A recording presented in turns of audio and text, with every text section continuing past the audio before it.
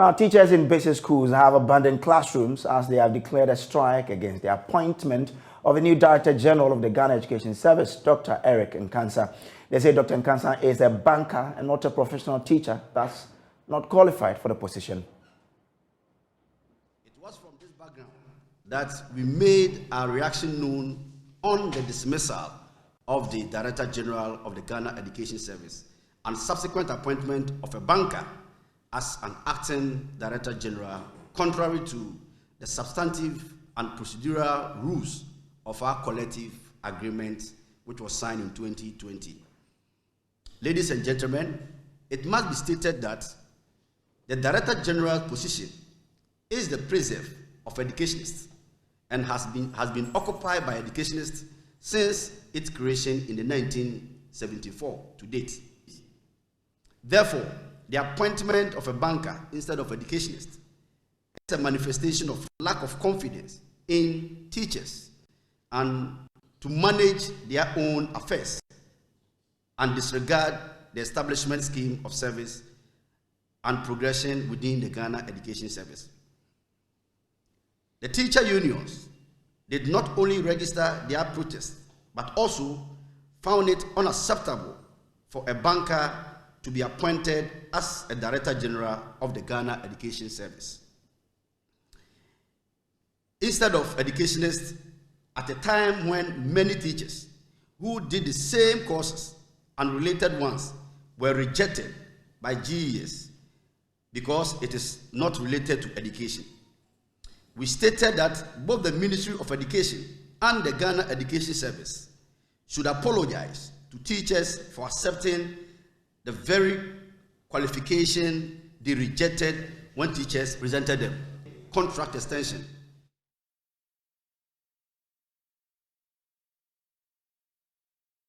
Now, the minority in Parliament want Education Minister Dr. Yao Osei-Duchum to immediately resolve the concerns of teachers. Speaking to journalists, minority spokesperson on education, Peter Nochu Kojo, said the committee in Parliament will intervene if the minister is unable to get the teachers back into the classroom. Let me begin by saying that some of us were not happy with the circumstances that surrounded the dismissal of the former Director General, that is Professor Opoku Amankwa. We have worked with him and we know what he could do and what he was doing. But unfortunately, we are not the appointing authority. So they knew why they removed him. And why we're not happy was that this man had about a few months to go on retirement. So the best could have been ask him to go on retirement prior to retirement. But this was not done. So we are not quite happy with that. But with the appointment of the Director General, that is Dr. Eric Nkansa, as a committee or as an individual, we don't have a hand in it. Yeah, so it is solely the government. But the dimension it has taken now gives us a concern as far as teacher unions declaring a strike from today, 4th of November, yeah. So I would rather call on the Minister for Education to engage the teacher unions and explain to them the rationale behind the appointment of Dr. Eric Nkansa.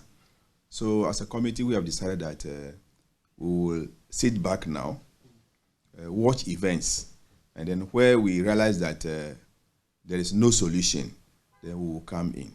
But we believe that the minister can do something about this as quickly as possible, because the strike action will not help anybody.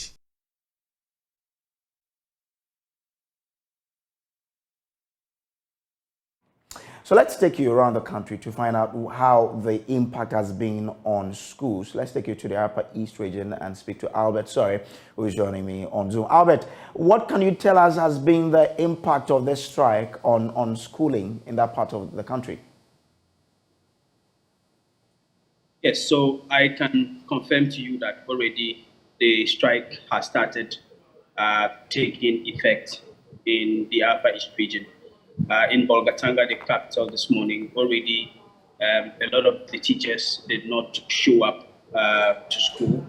And so many of the children who went to school this morning are on the school compounds, just playing around because their teachers did not come to school. In some schools, the teachers came but decided not to teach. It is the same in the neighboring Bolga East district, where also many teachers are not teaching, and the children are just on the school compounds doing nothing specifically. The only thing the children have done today is to sweep the school compounds and then just hang around the school. The anticipation is that most likely many of these children will go home before it is even closing hours.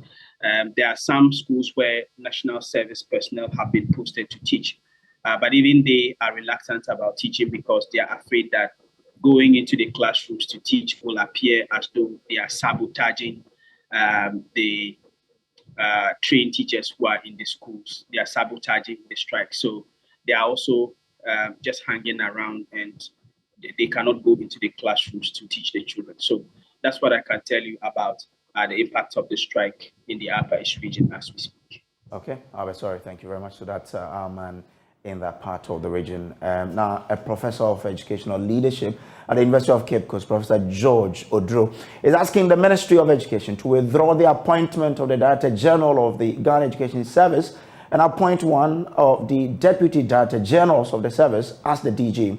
The Ghana National Association of Teachers and the National Association of Graduate Teachers have declared a strike over the appointment of Dr. Nkansa. The Coalition of Concerned Teachers have also joined. Now, speaking in an interview with JoyNews, Professor George Odro indicated that disregard for procedures, systems, and structures may have a negative impact on the delivery of quality education in Ghana. The former Director General worked with Deputy Director Generals. So if it is a question of acting, I would have appointed a Deputy Director, recommended a Deputy Director of Director General of the Ghana Education Service to play the role of the Acting Director General. If it becomes necessary for me to look elsewhere, I'll look at the Directors of Education, look at the most senior ones, committed ones, and then recommend for consideration.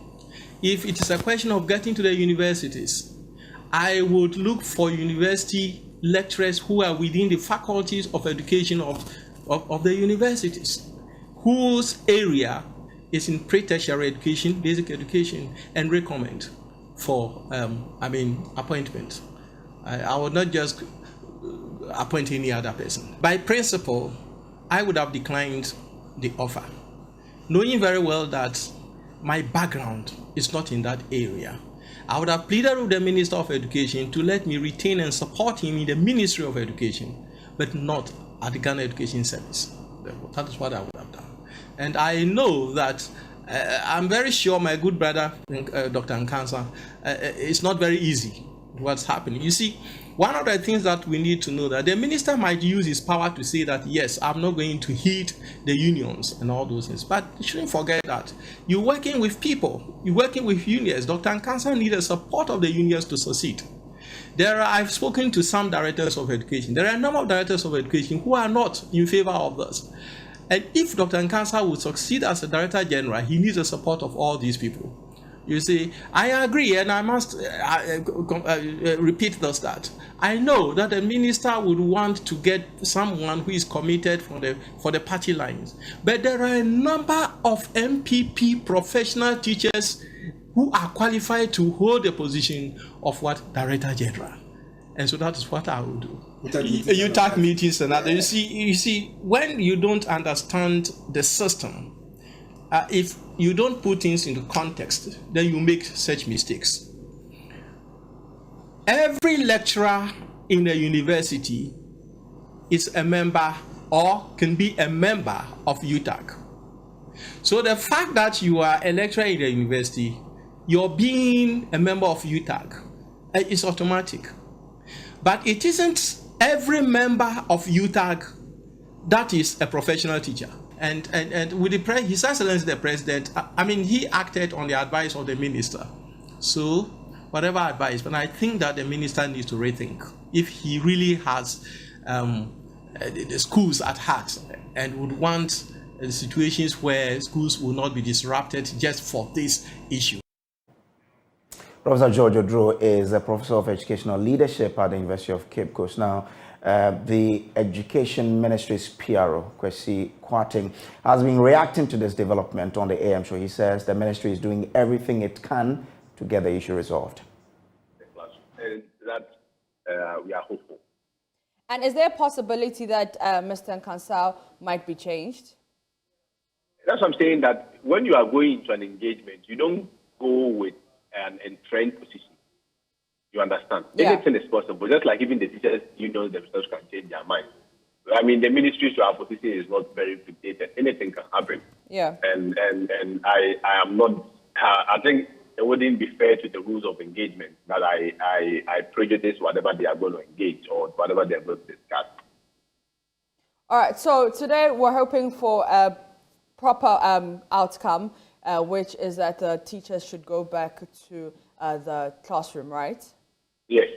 By 2 p.m. today, when the leadership meets, that is what we expect.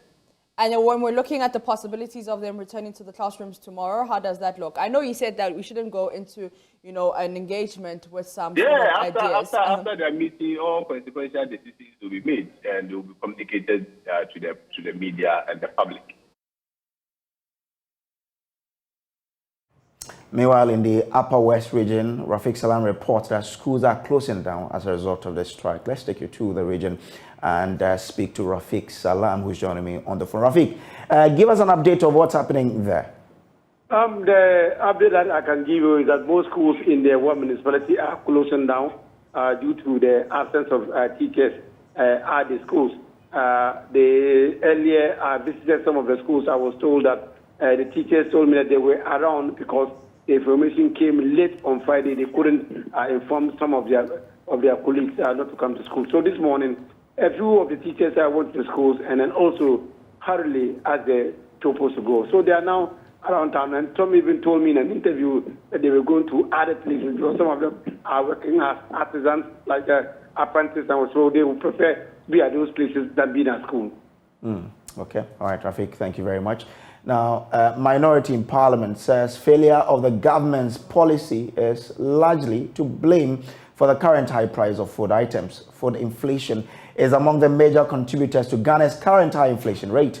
Government's flagship Planting for Food and Jobs program was expected to make food items cheaper and readily available. But Deputy Ranking Member on Parliament's Food and Agriculture Committee, Dr. Seydou Jassau, says the program has failed to achieve the desired results. Through the real manifestation of how we got our food production policy wrong as a country. I've drawn attention to this fact in the past, and we have not listened as a country. You will notice that in our particular case, food inflation alone from January till date, in fact till October ending, was 122%. That's unprecedented in any country's record. Now, you cannot say that Planting for Food and Jobs is succeeding when you do not see the food, when the logistics of allocating the food and shifting it from its production centers to where it is actually needed has not been achieved. And that is what we have got in the equation wrong. You see, what Planting for Food and Jobs does is to increase usage of fertilizer in production. So what happens is that you have average utilization of fertilizer in fields per acre increasing as an achievement. So lots of inputs being put in, production achieved in some cases, but what do we do to the production? So the post-harvest handling of even the production is suspect. I have had occasion to question the data being churned out as the production levels that has been reported by MOFA.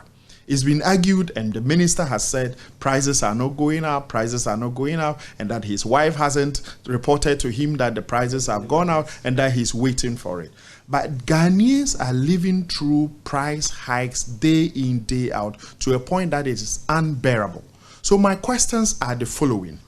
One, that produce, that increased production that we've discussed, where has the produce gone to? I can tell you, one, we have not managed the logistics of handling the food well, and we got the structural policy wrong. Dr. Seydou Jesau claimed the average farmer is now worse off and may be forced to take their yields outside the country. He also said the National Food Buffer Stock Company has been crippled.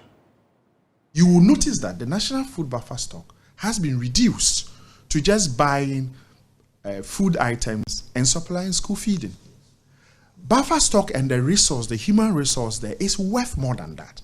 What is aimed at doing, and 80, at least 80, I know 64 are working, the rest, government and minister keeps reporting 80. The 80 is not accurate. But if even be as it may, assume that the 80 are available to government.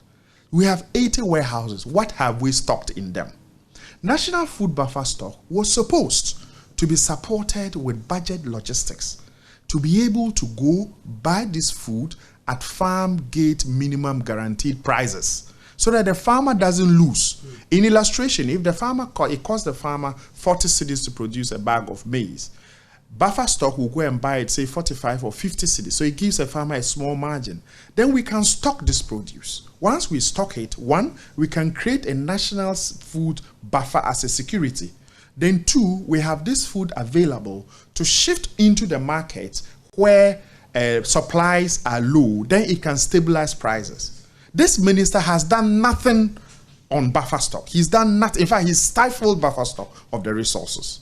And when you ask him, then he said, oh, it's a company, he cannot borrow, he cannot do. So what have you done to support it? To give government special treatment to national food buffer stock, if you appreciate that food production and food availability is critical to us. You are producing the food. You don't buy it. Farmers are rational people. So they sell it where the market is available, even if they feel it's taking it to the next country.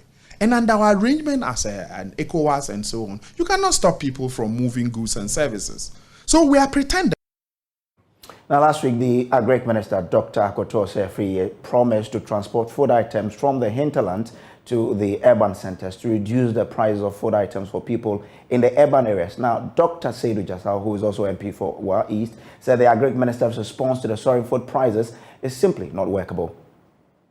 If you look at what he's responding to solve this buffer stock thing, he says he's introducing the Grains Development Authority bill. We already have the example of the Tree Development Authority. My brother, it's been 3 years now. What has happened to Tree Development Authority? You haven't heard anything that they are doing. So more bureaucracies to solve nothing when the problem is confronting us. Now then, if food inflation is up to 122%, what do you need to do? We have harvesting ongoing at the moment. This is November. So the government should stop talking about setting up new bureaucracies and new structures. The government should stop talking about carting food to MOFA headquarters and selling to people who live in Accra. How about people who live in Kumasi? How about people who live in Takoradi? How about people who live in Tamale? These capital cities, what happens to them? So that's a very narrow response to the issue that is confronting us. What I think we should do immediately is to look at the cost buildup to food prices. One, availability. Where is the food? Now it is being harvested. Can we have a special budgetary arrangement where buffer stock that is armed with offices in all the 16 regional capitals that stock X quantity of food? They go out there, buy, they're harvesting now in the north, buy them, stock them. You have this percentage that you must release to the market. Once food becomes available to the market, prices will naturally drive down. These are age-old tested principles of economics. To other stories, the Ghana Medical Association has proposed to government to develop and implement location-specific incentive packages in order to attract doctors to underserved areas of the country. According to the GMA, the distribution of doctors throughout the country shows that about 81% of doctors are concentrated in 5 regions: Greater Accra, Ashanti, Central, Northern, and Volta regions. This does not represent a fair doctor-to-population ratio, and something the Ghana Medical Association believes has to change. They have been issuing a communique at the end of the 64th Annual General Conference of the GMA held at Bolgatanga in the Upper East region. President of the Ghana Medical Association, Dr. Frank Srebo, read the communique. Ghana has made tremendous gains in the doctor-to-population ratio from 1 to 17,899 in 2005 to 1 is to 6,500 in 2020. However, these do not reflect in the distribution of doctors in the country. 42% of all doctors are in the nation's capital, Accra. About 81% of all doctors are concentrated in 5 regions: Greater Accra, Ashanti, Central, Northern, and Volta regions. It will interest you to note that most of these regions have medical schools. So no wonder they have a large concentration of doctors. The Upper East region, where we find ourselves now, currently has only about 30 doctors actively providing service to over 1.3 million population, with an estimated doctor-to-population ratio of 1 is to 43,000. The reasons include, but not limited to, the following. 1.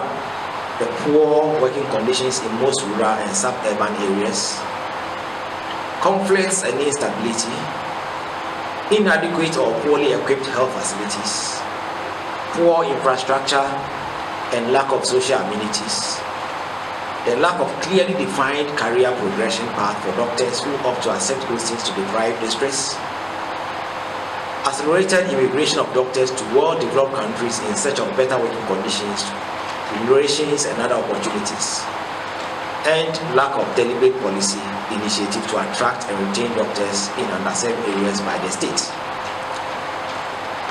To address the maldistribution of medical doctors, the GMA proposes that the Ministry of Health must empower and support its agencies to develop and implement location-specific incentive packages, decentralize postgraduate medical education, ensure the provision of accommodation for doctors in underserved communities, create further educational opportunities, improve and properly equip health facilities in these areas, among others. Meanwhile, the Ghana Medical Association also appeals to its members to accept postings to these underserved areas. Now, the Ghana Medical Association also wants government to take measures to address the age-old problem of doctors migrating from the country in search of greener pastures, beginning with better conditions of service and improved remuneration for doctors.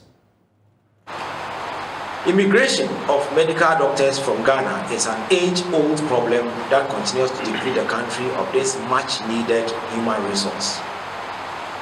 In recent times, there have been a surge in the number of health workers, including medical doctors, leaving the country. The reasons for immigration of medical doctors seems to vary with time. A recent survey of 360 doctors currently practicing in Ghana showed that about 90% have ever considered leaving the country to move to more developed countries. The reasons for which doctors leave Ghana include the search for better income, improved working and living conditions, better life and schools for their children, and opportunities for better education. The Ghana Medical Association calls on government to, as a matter of urgency, address underlying factors to help minimize the rate of immigration of medical doctors and other health workers. What we are saying is that our salaries keep depreciating by the day, and I was paid better as a house officer in terms of the value of my money than now as a specialist. So it tells you that we have to find a solution to that problem, and one of the solutions is that we should begin to peg our allowances against the dollar, so that once that happens, at least we are sure that our salaries can maintain its value. So we are not running away from it. We would push for it, and it is one of the stands that we'll be taking in our next negotiations. In fact, even the fuel allowance, it is key that we begin to peg our fuel allowance against the dollar, so that when the fuel prices begin to misbehave like they are doing now. So the Ghana Medical Association is worried about the high attrition rate of doctors in the Western world. Dr. Titus Bayo is the General Secretary of the GMA and joins us now for a discussion on this. Now, Doc, there's a warning of an imminent shortage of drugs in the country. Has this come to your attention, and what are your reactions to start with? Good morning to your viewers. Yes, it has come to our attention. In fact, the GMA had made official comments about this. My president spoke about it. I spoke about it. When the Pharmaceutical Producers, Manufacturers and Importers Association made a statement that they were not going to supply drugs on credit anymore, we did caution that if you do not take care, this will collapse the NHIS and will make our health worse.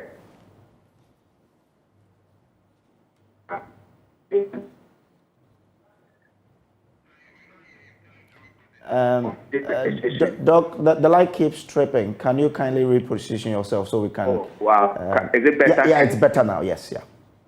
Yes, I said this has come to our notice about it much earlier. We cautioned the nation when the Pharmaceutical Importers Manufacturers Association threatened that they were not going to supply the hospitals on credit anymore. And I think this is the result of that battling. Because when they do not supply on credit, and we are giving the drugs to the patients on credit, who will pay, and the NHIS will pay, and other insurance will pay in 3 to 6 months, some even 9 months, then you will have a supply gap. And I think that is what is accounting for that, and it's a disturbing situation. All right. But to the question of attrition, what must government do? Because all the time you go to government to ask for better conditions of service, we end up having this cycle of complaints, strike. Not too good. I didn't hear your question. Well, I'm asking you a question about the attrition rate that medical professionals are leaving. Can you hear me now, sir? Yes, I can hear you now. Great. So I'm bringing you back to the story of medical professionals leaving, that they are leaving to seek for greener pastures. And I'm asking, what must government do now? Because we have been in this cycle of you going on strike, asking for better conditions, and then we come back to the same situation. So what must happen? So we need to understand why this is happening. There are push factors and there are pull factors.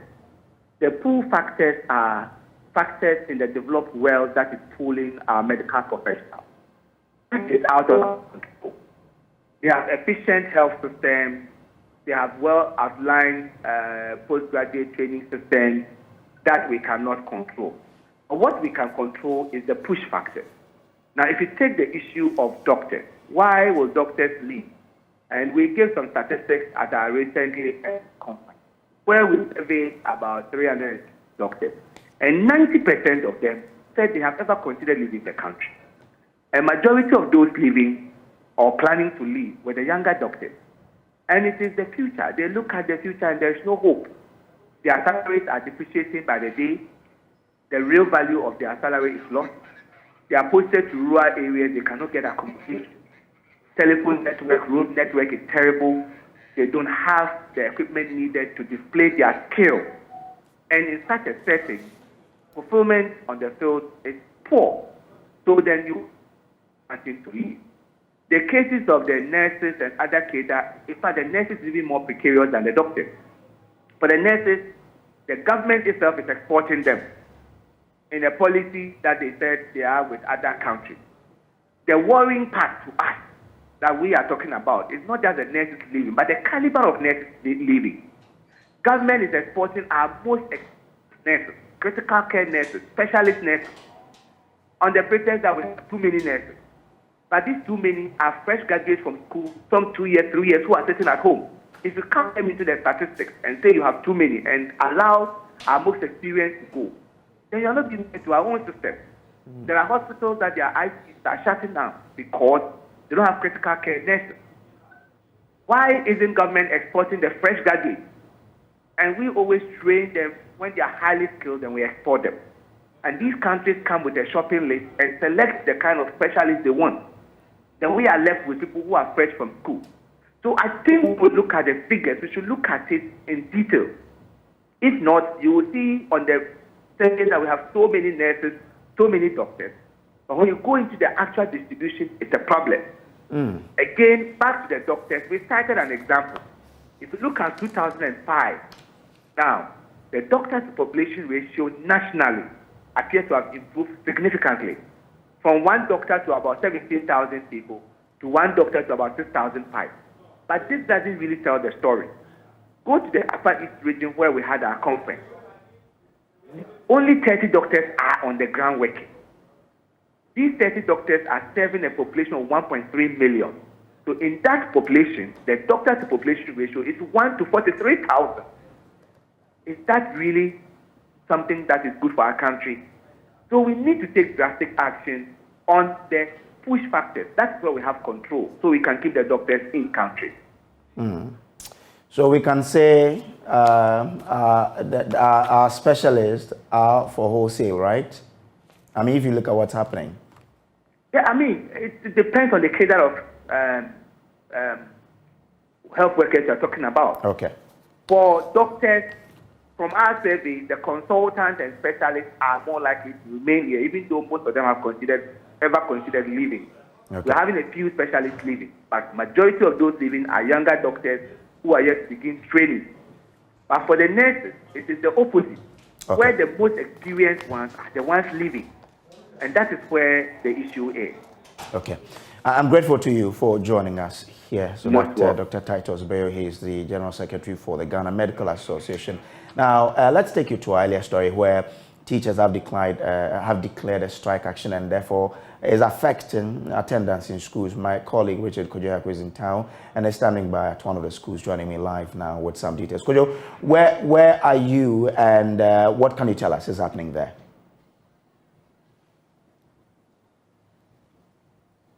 Also, Kojo Amadada Broka, the Calvary Methodist cluster of schools. So we have about 5 of the schools that are here. But earlier on, we visited the ATTC school where some of the teachers were not there. Others too were in the classroom teaching. We spoke with some of the students and they told us that they want their teachers in the classroom because for the entire semester they've not really learned anything. But here, in one of the schools that we have visited, there were, out of the 10 teachers that are in the school, only 2 came to school. But one of the teachers that we also even spoke to said she stays very far, and so once she's come to school, there is no way she's going to go back, and so she's staying. But majority of them here in the current school, the Calvary Methodist Basic School that I am, they are in the classroom. Some of the teachers we've interacted with say that they do not know the relevance of the strike that has been called by the association. They indicated that if they feel that there is a breach, they can head to court or use other procedures other than the strike that has been called. And so for them, they will continue to come to school, whether they are sacked by the union from the classroom or not. They feel that this action that has been called by their union is not that right. So we get to the classroom and you see some of the teachers that are here. Class is in session, like no strike has been called, and a lot of the classrooms are like that in this present school. That's my colleague Richard Kojo Nyako there from Adabraka. But the school is in session and there's teaching and learning going on. Now let's take you to the Hunter West municipality where a whale which was washed ashore on the beaches of Princestown, a fishing community in the Hunter West municipality, the western region, has been left there unattended to since. And according to a resident of the community, the sea mammal was washed onto the shore on the 15th of October and it has started decomposing. Joining us through Zoom is a fisheries conservation expert, Kojo Yamwa, who is a convener for the Fisheries Alliance. But as you can see on your screens, that's the whale on the shores of Princestown, a fishing community in the Hunter West. So we'll come back to deal with the story. But for now, we'll take a quick break. We'll be back with the latest from the world of business. Stay with us.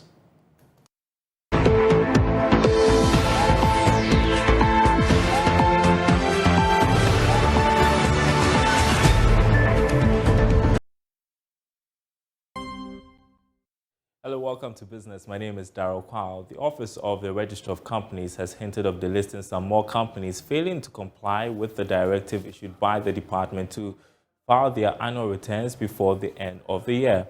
According to the Register of Companies, Jemima Wari, this is part of efforts to streamline activities of her outfit. Speaking to Joy Business at a forum, she urged companies to do so before the end of November. I think it's far better than it was initially when we started, because we started issuing penalties for companies that do not file their annual returns and financial statements on time. So clearly now we are rather even being inundated by our clients to file their returns. Sometimes it's the system that rather prevents them from filing. So I think it's far better, because I think we've done a bit of sensitization around that. So people actually want to comply now. So we have a current system that is giving us a bit of challenge, but we are hoping that with the new software that will be deploying by next year, it will really make it far easier for them to comply by updating their records. Yeah. The plans are always there, but before the end of this year, we started taking companies off the register who had not updated their records since 2011. We had about 100,000 of such companies. We have only delisted about 2,000 of them, and so before the end of the year, we're going to delist another 2,000 of such companies. We've given them enough notice, in fact, more than a year, and they've still not complied by coming to file their returns. So those ones will definitely go off. We'll continue delisting until we get a register that is credible with businesses that are really operating in the country and complying with the tenets of the Companies Act. We'll continue.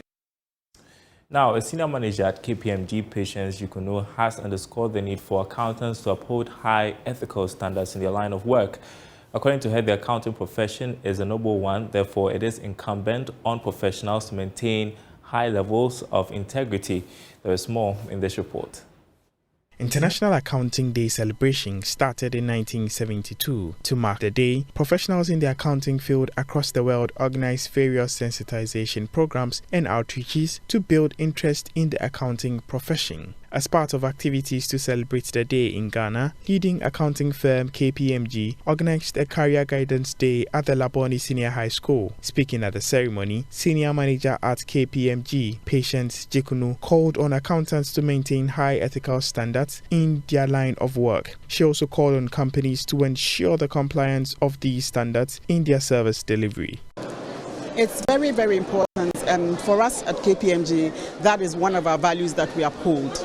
The ethical standards, and for us, we ensure that everyone that comes into our fold, you go through, we do training every year, and we are expected to maintain that. We shouldn't just be seen to be professionals, we shouldn't just to be doing the right thing, but we should be actually doing it. And that perception, we should give the perception that what we are doing is right. It's very, very important. So for us, we don't just say, we do this. It's one of the values that we uphold in KPMG. On the changing trends of the accounting profession, Ms. Jikuno said the profession has evolved beyond the traditional role of bookkeeping and auditing. She added that accounting reports are now focusing on qualitative analysis, which explores non-financial factors like environmental, social, and governance standards to identify risks and growth opportunities. As part of the career day, to encourage the youth to take up the profession. And we are also going to look at the modern trends, what is happening in the profession, what we are expected to do as accountants in these contemporary times. What traditionally the role of the accountant was just bookkeeping, but accounting has now evolved into more than just bookkeeping or maintaining the books or auditing and all that. There's more to accounting than, we are doing more of governance, and we are more into like ESG, environmental issues, social reporting. We do more of quality reporting than just quantitative reporting. It's no more just the figures, but we are looking at qualitative reporting. Career Guidance event, which was organized by KPMG, is the first of many programs outlined by KPMG to commemorate the day. And that's your business update for now. The news continues after this break. Welcome back from the break. Now, let's return to the whale story and speak to a fish conservationist who is the convener for the Fisheries Alliance, Ghana, Kojo. Che, thanks for joining us here. Now, first of all, when they were told that the whale has started decomposing, what will be the impact on the community? Yes, the impact on the community will include the bad odor that will come from the whale. However, let me indicate that we need to sound a word of caution to those in the communities. Decomposing whales can be very dangerous to human health. Once whales begin to decompose, they have a lot of gaseous gases inside them, and these can explode. When they explode and come into contact with human beings, they can affect the skin, burn the skin, and then sometimes they carry harmful bacterial and viruses that can also be transmitted to humans. So such decomposing whales must be properly taken care of. I know that the stench or the bad odor from the whales, sometimes communities want to find ways of decomposing them, but they need to be done properly. There are about some actions to be taken with the proper agencies, maybe including the Environmental Protection Agency and the local district assemblies. Mostly, they could be dug deep holes, and then they can tow the decomposed whale into the hole and properly bury it so that they are not exposed. In some areas, you could send them to the incinerator where they could be burnt, or sent to a proper waste management site, landfill site, where they have facilities to deal with such decomposed whales. So once these whales are washed ashore, they need to be disposed properly so that they do not cause further harm to human and the people in the communities. But could we probably tell what led to the whale being washed ashore? Is there an indication of something happening in the high seas? There are a lot of factors that contribute to whales washing ashore. One, it could be old age and the whales die off. It could be even as a result of a disease.